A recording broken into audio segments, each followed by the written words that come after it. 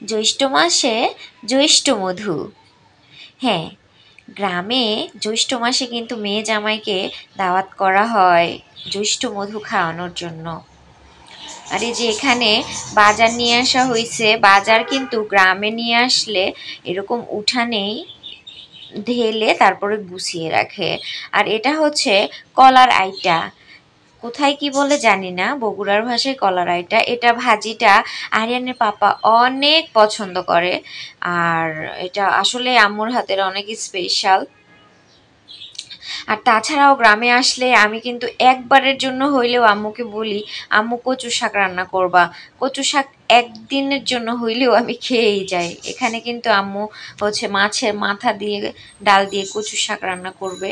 একটা সুন্দর পাখিও এসেছিল আমাদের সাথে পার্টিসিপেট করার জন্য।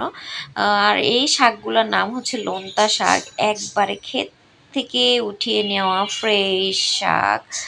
আর সাথে হচ্ছে এই যে আলু বেগুন আর হচ্ছে পুঁই শাক পাতা দিয়ে একটা চচ্চড়ি হবে মাছ দিয়ে।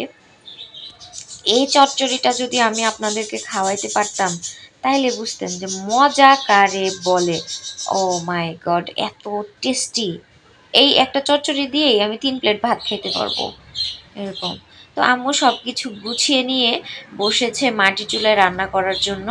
আর আমাদের এই মাটির চুলা, আম্মুর এই মাটির চুলাতে কিন্তু ধোয়া হয় না, কালি হয় না, শুধু পাতিলের তলায় একটু কালি লাগে। এটা হচ্ছে মানে ধোঁয়াটা ওই যে পাইপ দিয়ে উপরে বের হয়ে চলে যায়। আর আমি গ্রামে আসলে সবসময় আম্মুকে বলি, আম্মু তুমি কিন্তু মাটির চুলায় রান্না করবা, কারণ মাটির চুলার রান্না কিন্তু অনেক মজা লাগে। আরিয়ান সোনাও কিন্তু তার নানিকে হেল্প করতেছিল যে নানি আসো আমি তোমাকে পানি ঢেলে দিই। ও কি করছে হচ্ছে আম্মু আটা রাখছে, চালের গুঁড়ি, ও পুরা একা একা ওই যে পানি ঢেলে ঢেলে দিচ্ছিল। আম্মু এসে দেখে সব পানি ঢেলে দিছে, এত পানি দিছে যে ওইটা আর শুকা দিলেও হবে না।